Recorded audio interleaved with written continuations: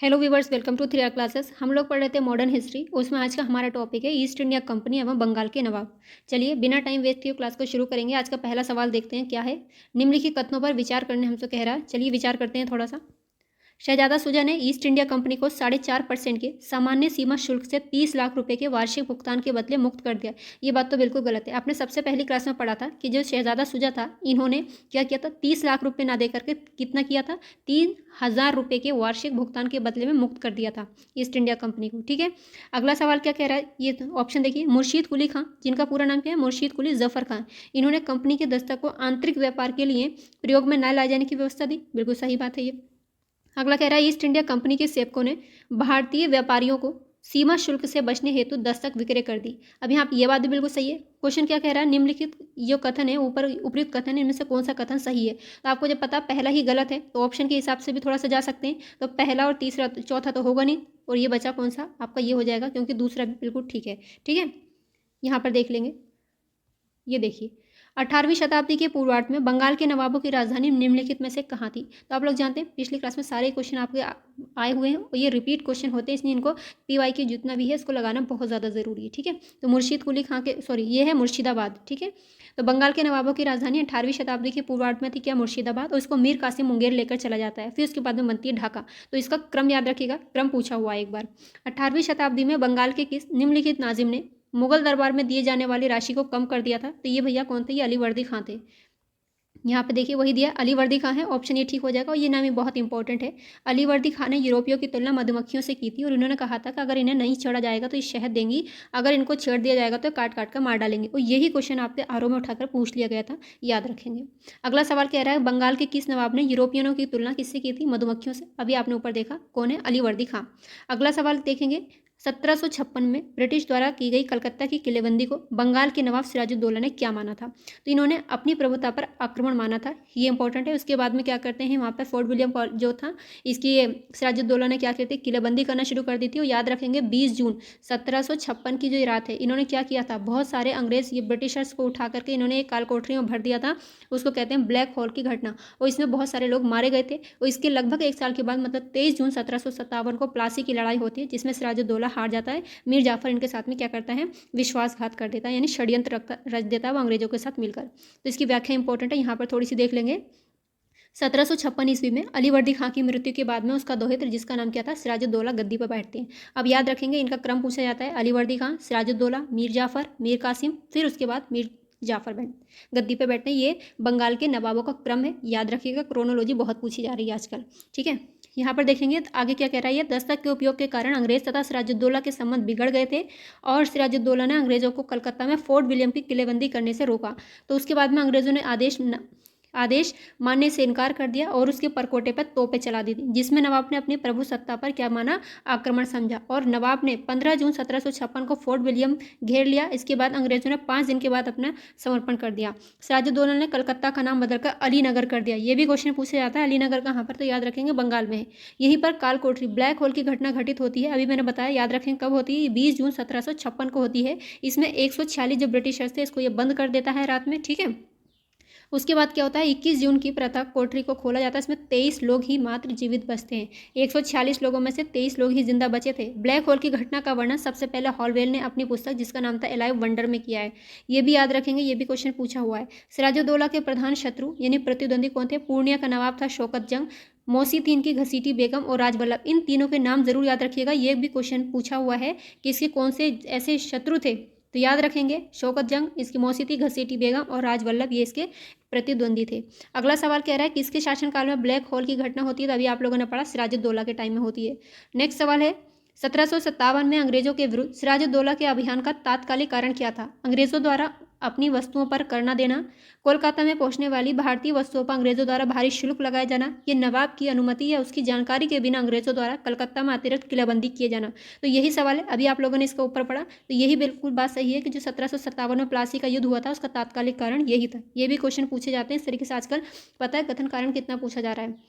अगला सवाल देखेंगे, 1756 में कलकत्ता पर नवाब सिराजुद्दौला द्वारा आक्रमण किए जाने का तात्कालिक कारण निम्नलिखित में से क्या एक था। अभी आप लोगों ने पढ़ा, फिर से देखेंगे। इसमें क्या कह रहा है, अंग्रेजी कंपनी के द्वारा अतिदेय व्यापार कर अदा करने से इनकार करना, या अंग्रेजों ने नवाब के विरुद्ध उसे गद्दी से हटाने की दृष्टि से षड्यंत्र रचा। सिराजुद्दौला अंग्रेजों को बंगाल से बाहर खदेड़ना चाहता था। यह इसके क्या है, कलकत्ता की किलेबंदी को ध्वस्त करने से अंग्रेजों का इनकार करना। तो यही आपका सही हो जाएगा। नेक्स्ट सवाल कहता है, राजवल्लभ, सिटी बेगम और शौकत अली किसके शत्रु थे? अभी आप ऊपर पढ़ के आ रहे हैं, सीधी सी बात, सिराजुद्दौला। अलीनगर की संधि पर कब हस्ताक्षर हुए थे? याद रखेंगे, अलीनगर की संधि होती है 9 फरवरी 1757 को होती है। याद रखेंगे पूरी डेट। अगला सवाल देखते हैं। देखिए यहाँ पर लिखा है 9 फरवरी 1757 को होती है, किसके बीच में? बंगाल के नवाब सिराजुद्दौला और क्लाइव के बीच में ये संधि होती है। और इसमें पूरी बात देख लेंगे। इस संधि के द्वारा कंपनी के क्षेत्राधिकार और विशेषाधिकार पुनः स्थापित हो गए। कंपनी को अपने स्थलों को दुर्गीकृत करने एवं सिक्के ढालने की अनुमति मिल गई। कारण भी पूछ लिया जाता है, किस वजह से हुई, इसके क्या परिणाम हुए, तो ये परिणाम याद रखेंगे। नवाब ने 3 लाख रुपये क्षतिपूर्ति के रूप में भी देना यहाँ पर स्वीकार किए थे। अगला क्वेश्चन कह रहा है, निम्नलिखित कथनों पर विचार करना है कि पानीपत के तीसरे युद्ध में अहमद शाह अब्दाली ने इब्राहिम लोदी को पराजित किया। ये बात तो भैया बिल्कुल सरासर गलत है। पानीपत का तीसरा युद्ध होता है कब? 1761 में। और इब्राहिम लोदी कब हो जाते हैं? ये 1526 की बात हो गई, तो ये तो गलत हो गया।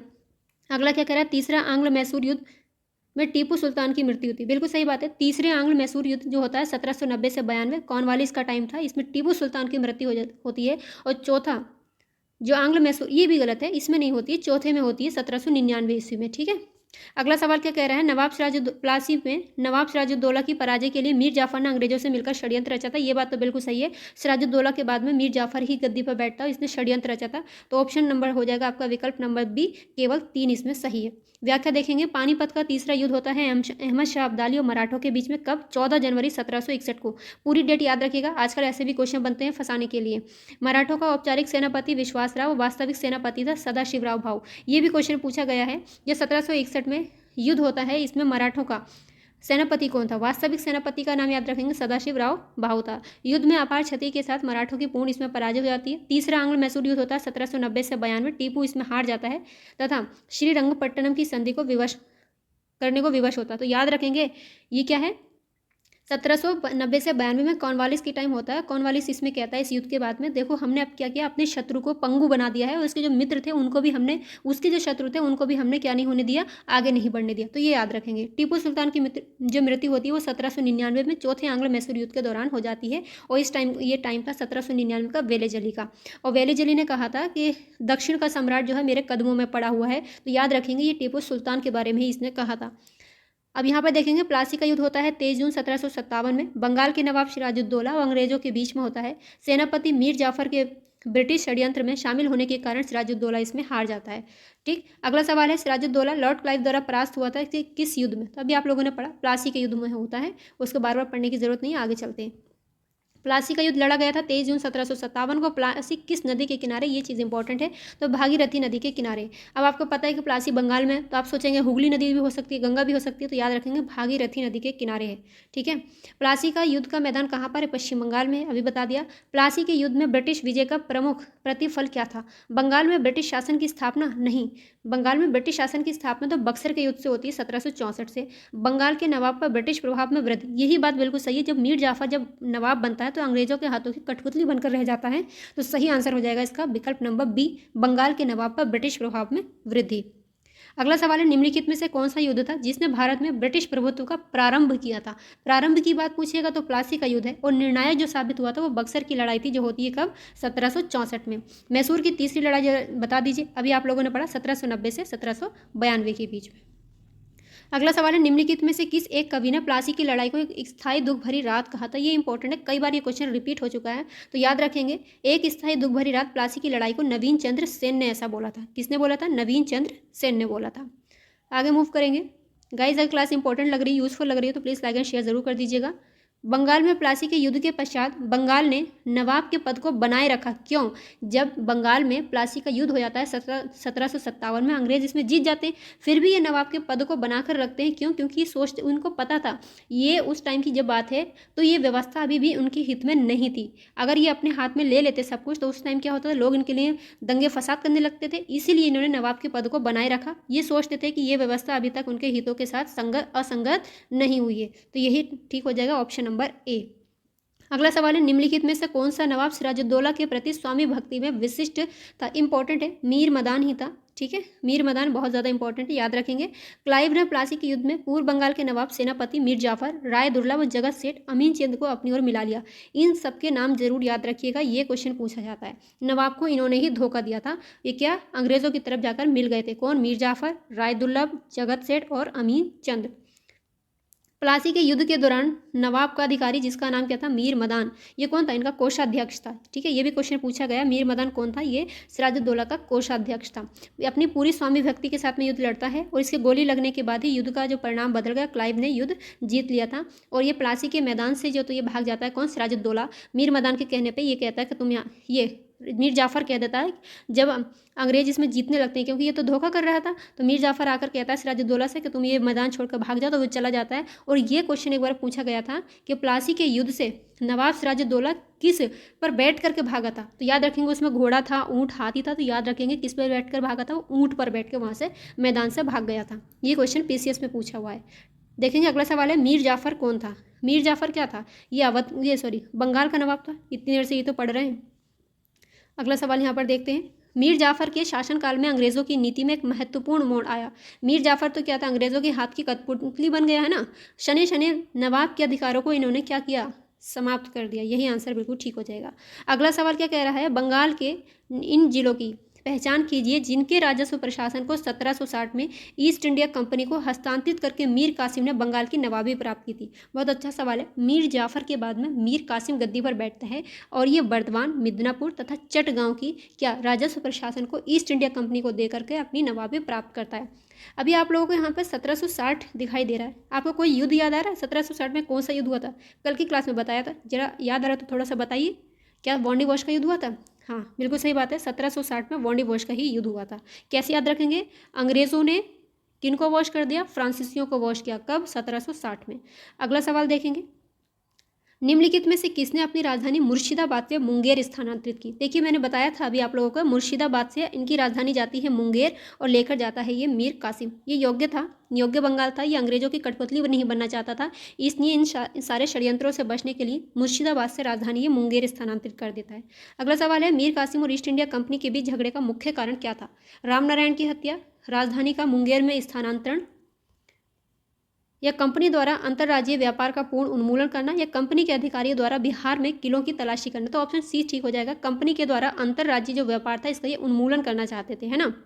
अगला सवाल क्या है, इंग्लैंड की ईस्ट इंडिया कंपनी को भारत में प्रथम निर्णायक सैन्य सफलता मिली। देखिए अभी मैंने बताया था इनका यहाँ पर प्रारंभ हुआ था 1757 की लड़ाई से, प्लासी की, लेकिन इनको निर्णायक जीत जो मिली थी वो बक्सर के युद्ध से मिली थी 22 अक्टूबर 1764। उसमें हेक्टर मुनरो ने अंग्रेजी सेना का नेतृत्व किया था।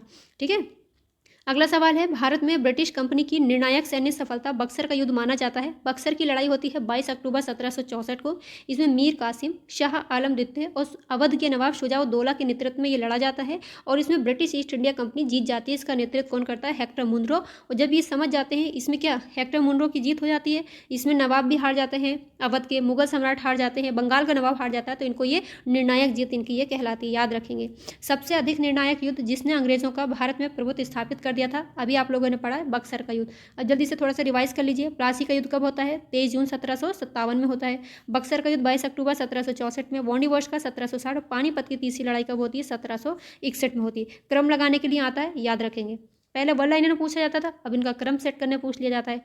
अगला है, बक्सर की लड़ाई में अंग्रेजों के खिलाफ किन भारतीय शासकों ने हिस्सा लिया था? अभी आप लोगों ने ऊपर पढ़ा, अवध के नवाब कौन? शुजाउद्दौला, बंगाल के नवाब मीर कासिम और मुगल सम्राट शाह आलम द्वितीय के बीच में ये लड़ा गया था अंग्रेजों के खिलाफ।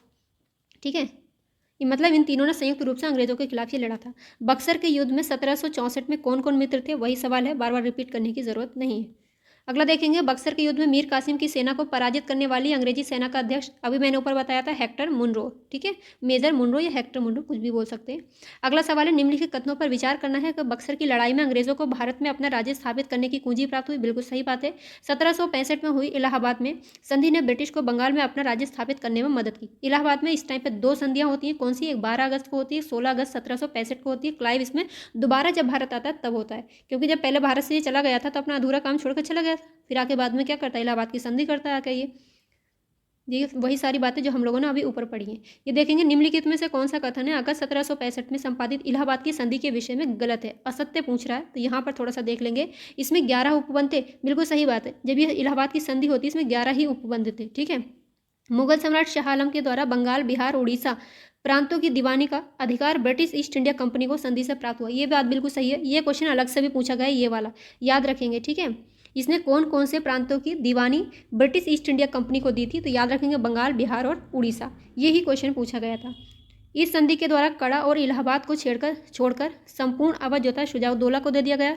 ये बात भी बिल्कुल सही है। अगला क्या कह रहा है? युद्ध के हर्जाने के रूप में शुजाउद्दौला संधि के निष्पादन के तत्काल बाद 50 लाख रुपए एक ही किस्त में अंग्रेजों को देने पर सहमत हुआ था। ये बात बिल्कुल गलत है। ये एक किस्त में नहीं, 9 किस्तों में देने के लिए तैयार हुआ था। इस बात को याद रख लीजिएगा। देखिए कितना डीप क्वेश्चन पूछा है। अगला सवाल कह रहा है किस गवर्नर जनरल के कार्यकाल में ईस्ट इंडिया कंपनी को शहंशाह शाह आलम के द्वारा बंगाल, बिहार और उड़ीसा में दीवानी अधिकार दिए गए थे? तो ये क्लाइव का टाइम था। अगला सवाल है अंग्रेजी ईस्ट इंडिया कंपनी को बंगाल, बिहार और उड़ीसा की दीवानी का अनुदान 1765 ईस्वी में किसके साथ हुई संधि से प्राप्त होता है? तो पता है, अभी आप लोगों ने पढ़ा। ये कौन है? शाह आलम द्वितीय, मुगल सम्राट। क्लियर है। अगला सवाल है सम्राट शाह आलम द्वितीय ने ईस्ट इंडिया कंपनी को बंगाल, बिहार, उड़ीसा की दीवानी प्रदान की। देखिए वही सारे सवाल हैं, लेकिन घूम फिर कर अलग अलग एग्जाम में अलग अलग रूप से पूछे जा रहे हैं। तो याद रखेंगे 12 अगस्त 1765 को ये किसके? मुगल सम्राट के बीच में संधि होती है। 16 अगस्त को अवध के नवाब के साथ में वही मीर कासिम के बीच में ये सारी संधियाँ होती हैं। अगला सवाल देखते हैं क्या कह रहा है। इलाहाबाद की संधि के बाद में रॉबर्ट क्लाइव ने मुर्शिदाबाद का उप दीवान किसे बनाया था? ये क्वेश्चन इंपॉर्टेंट है, यहाँ से अलग भी क्वेश्चन पूछा गया है। देखेंगे क्लाइव ने मुर्शिदाबाद का उपदीवान बनाया था मोहम्मद रजा खां को, और बिहार का बनाया था शिताब राय को। दोनों चीज़ें एकदम याद रख लीजिएगा। अगला सवाल है निम्नलिखित घटनाओं को क्रम में लगाने के लिए पूछ रहा है। यहाँ पर देखेंगे क्लाइव के द्वारा बिहार, बंगाल, उड़ीसा की दीवानी प्राप्त करना, क्लाइव का भारत में पुनरागमन, ये तो दोबारा भारत में आया, निजामत अधिकार नवाब को स्थानांतरित या अपना अधूरा कार्य छोड़कर वापस जाना। तो सबसे पहले जो क्लाइव था अपना अधूरा काम छोड़ करके 1760 के आसपास ही वापस चला गया था। उसके बाद में क्या होता है, क्लाइव भारत में दोबारा आता है, ठीक है। दोबारा आने के बाद में इसने क्या किया, इलाहाबाद की संधि करता है 1765 में, ठीक। और उसके बाद में निजामत के जो अधिकारी थे नवाब को, ये जो निजामत के अधिकार थे नवाब को ये हस्तांतरित कर देता है, ये स्थानांतरित करता है, ठीक है। ये इंपॉर्टेंट चीज़ें, इसको याद रख लेंगे। ये 2 बार भारत आया था, ये भी क्वेश्चन अलग से पूछा जाता तो याद रखेंगे। दीवानी से अंग्रेजों को किसका अधिकार प्राप्त हुआ था? सेना गठन करने का, राजस्व वसूलने का, संध्या करने का, या निःशुल्क व्यापार करने का? तो पता है दीवानी से जो उनको अधिकार प्राप्त होता है वो राजस्व वसूलने का होता, तभी तो यहाँ पे इतना ज़्यादा धाक जमाने लगे थे ये लोग। 18वीं शताब्दी में भारत में लड़े गए युद्धों का निम्नलिखित में से सही कालानुक्रम बताना है। वांडीवर्ष का युद्ध अभी आप लोगों ने पढ़ा 1760 में होता है। बक्सर का युद्ध होता है 1764, 22 अक्टूबर, पूरा याद रखेंगे। अंबर का युद्ध होता है 1749 में, और प्लासी का हो जाता है भैया 1757 में। तो सबसे पहले कौन सा आएगा? सबसे पहले आएगा अंबर का युद्ध, उसके बाद में आ जाएगा प्लासी 1757, वांडीवर्ष 1760, उसके बाद आ जाएगा बक्सर का युद्ध। राइट आंसर हो जाएगा ऑप्शन नंबर बी, ठीक। यहाँ पर देख लेंगे क्या दिया है। हाँ वही दिया है, देखिए अंबर का युद्ध होता है 1749 ईस्वी में। फ्रांसीसी मुजफ्फर जंग और चंदा साहब की संयुक्त सेना ने कर्नाटक के नवाब अनवरुद्दीन को हराया था। अलग से भी ये क्वेश्चन पूछा जा सकता है कि अंबर का युद्ध किसके बीच में हुआ था और कब हुआ था। प्लासी का वांडीवर्ष ये तो आप लोग पढ़ ही चुके हैं, अभी बार बार पढ़ने की क्या जरूरत है। यहाँ पर देखते हैं निम्नलिखित में से कौन सा सही सुमेलित नहीं है। दुर्लभ, राय दुर्लभ को याद करना है। बंगाल नवाब का कोषाध्यक्ष, बिल्कुल सही बात। जगत सेठ मुर्शिदाबाद का सेठ, बिल्कुल सही है। मोहम्मद रजा खां बिहार का दीवान, नहीं, अभी हम लोगों ने पढ़ा है ये बिहार के नहीं मुर्शिदाबाद के थे। और राजा शिताब राय ये कहाँ के थे? ये बिहार के थे। दोनों इंटरचेंज हो गया, ऐसे याद रख लेंगे बस, ठीक है। तीसरा और चौथा गलत है। अगला सवाल क्या कह रहा है, निम्नलिखित में से कौन सा सही सुमेलित है? देखना है। राम नारायण सिराजुद्दौला का सेना नायक था, मीर मदान मीर जाफर का दीवान था, राय दुर्लभ बिहार का था, या जगत सेठ बंगाल का प्रसिद्ध सेठ था? सही सुमेलित है तो ये यहाँ पर हो जाएगा राम नारायण, ये मीर जाफर का दीवान था, जबकि मीर मदान सिराजुद्दौला का सेना नायक था, ठीक है। अगला है निम्नलिखित में से किसने फतेह चंद को जगत सेठ की उपाधि दी थी? जो जगत सेठ इतनी देर से हम लोग पढ़ रहे हैं, ये इनको उपाधि किसकी है? ये फतेह चंद की। इनको दी किसने थी? ये मोहम्मद शाह ने दी थी। ये कौन है? ये भारत के कौन? मुगल बादशाह। बंगाल में द्वैध शासन का अंत कब होता है? पता है आप लोगों को? ये होता है 1772 के टाइम। पिछली क्लासेस में सारा पढ़ा हम लोगों ने। अगर आप लोगों ने वो क्लासेस नहीं देखी तो प्लीज़ जाकर ज़रूर देखिएगा। इलाहाबाद की संधि अभी आप लोगों ने पढ़ा 1765 को होती है। प्लासी का युद्ध 1757, और वांडीवर्ष का युद्ध होता है 1760 में, ठीक है। तो ऑप्शन हो जाएगा इस तरीके से ए। देखिए यहाँ पर दिया हुआ, आप लोग स्क्रीनशॉट ले सकते हैं। अगला क्वेश्चन है, निम्नलिखित घटना को कालक्रम में लगाना है। फिर से वही बात, काल कोठरी की घटना कब होती है? 20 जून 1756 को होती है। बक्सर का युद्ध 22 अक्टूबर 1764। मीर जाफर की मृत्यु, बस ये याद रखना, मीर जाफर की जो मृत्यु होती है ना, इलाहाबाद की संधि से पहले हो जाती है, ठीक है। और इलाहाबाद की संधि कब होती है? ये बाद में होती है। कब? 1765 में होती है, ठीक है। यहाँ पर थोड़ा सा देख लेंगे। कालकोठरी की घटना होती है 20 जून 1756 को होती है, ठीक। इस समय बंगाल का नवाब सिराजुद्दौला था। बक्सर का युद्ध होता है 22 अक्टूबर 1764 को। मीर जाफर की मृत्यु 1765 में हुई थी, लेकिन बस ऐसे याद रखेंगे, किससे? इलाहाबाद की संधि से पहले हुई थी, ठीक है। बक्सर के युद्ध के बाद और इलाहाबाद की संधि से पहले 1765 में इनकी मृत्यु हो जाती है। और फिर आ जाता है भैया मीर कासिम, नहीं, मीर कासिम के बाद मीर जाफर दोबारा बनता है। अगला है मरने से पहले, मरने के बाद नहीं, ठीक है। अगला सवाल है, 18वीं शताब्दी के बंगाल में ब्रिटिश शक्ति के सुदृढ़ीकरण के संबंध में निम्नलिखित कथनों में कौन सा कथन सही है? एक मजाक था। नवाब ने कंपनी को 1765 में निजामत की शक्तियां प्रदान कर दी थी। यह अगला है, राजस्व संग्रहण तथा न्याय प्रशासन के कार्य ईस्ट इंडिया कंपनी के यूरोपीय अधिकारियों को सौंप दिए गए थे। तो ये आपका ऑप्शन नंबर 1 ठीक हो जाएगा। अभी ऊपर पढ़ा था ना आप लोगों ने। मीर जाफर के मरने के बाद कंपनी ने उसके अल्पवयस्क बेटे, नाम था नजमुद्दौला, को बंगाल का नवाब बनाया। नजमुद्दौला से कंपनी ने 20 फरवरी 1765 को एक नई संधि पर हस्ताक्षर करा लिए, ठीक है, जिसके तहत नवाब को अपनी अधिकांश सेना भंग कर देनी पड़ी और बंगाल का शासन एक नए सूबेदार के सहारे चलाना था, जिसकी नियुक्ति कंपनी करती है, जिसे कंपनी की स्वीकृति के बिना हटाया नहीं जा सकता। प्रशासन का दायित्व, जैसे कि आंतरिक शांति व्यवस्था, फौजदारी और न्याय, नवाब और उसके पदाधिकारियों का था। हालांकि इनका निर्वाह करने की शक्ति उनके पास नहीं थी। इस प्रकार ए सही है और बी आपका, मतलब ऑप्शन नंबर 2 आपका गलत हो जाएगा। अगला क्या है, ये देखेंगे, क्लाइव का पुनः भारत आगमन, इलाहाबाद की संधि, बक्सर का युद्ध, या वॉरेन हेस्टिंग्स का भारत का गवर्नर बनना। पता है क्लाइव कब आता है? 1765 में दोबारा आता है। इलाहाबाद की संधि से पहले आता है। इलाहाबाद की संधि यही तो करता है आके, है ना। तो याद रखेंगे, इलाहाबाद की संधि से पहले आ जाता है क्लाइव। और बक्सर का युद्ध होता है 1764, बक्सर के युद्ध 1764। उसके बाद में आते हैं भैया क्लाइव भैया, और उसके बाद में ये होती है इलाहाबाद की संधि होती है, और उसके बाद में ये वॉरेन हेस्टिंग भारत का गवर्नर ने, यहाँ पर बंगाल का गवर्नर जनरल होना चाहिए, भारत का गवर्नर जनरल तो बेंटिंग था। ये बात गलत है, ऑप्शन ही गलत है, ठीक है। फिर भी जो भी हमें दिया उसके हिसाब से याद रख लेंगे। वॉरेन हेस्टिंग बंगाल का गवर्नर बनता है कब? 1773 के रेगुलेटिंग एक्ट के द्वारा 1774 में, ठीक। ये थोड़ा देख लेंगे यहाँ पे क्या दिया है। बक्सर का युद्ध होता है 22 अक्टूबर 1764 को। क्लाइव का पुनः भारत में आगमन देख कब होता है? मई 1765 में होता है। इलाहाबाद की संधि होती है 12 अगस्त 1765 को। वॉरेन हेस्टिंग्स जो गवर्नर बनते हैं, ये बनते हैं 1774 को। यहाँ पे कुछ नोट भी दिया, इसको भी देख लेंगे। वॉरेन हेस्टिंग्स बंगाल के प्रथम गवर्नर बनते हैं, जबकि भारत के प्रथम गवर्नर जनरल बनते हैं बेंटिंग, ठीक है। तो इस तरीके से ऑप्शन ठीक हो जाएगा बी। चलिए, आज का टॉपिक होता है कंप्लीट। अगले में देखेंगे स्वतंत्र राज्य हैं, जितनी भी चीज़ें दी कंपनी के साथ संबंध में देखेंगे। तब तक के लिए अपना ख्याल रखिए, पढ़ते रहिए। वीडियो अच्छी लगी है तो लाइक एंड शेयर ज़रूर करिएगा। मिलेंगे अगली क्लास में, तब तक के लिए बाय।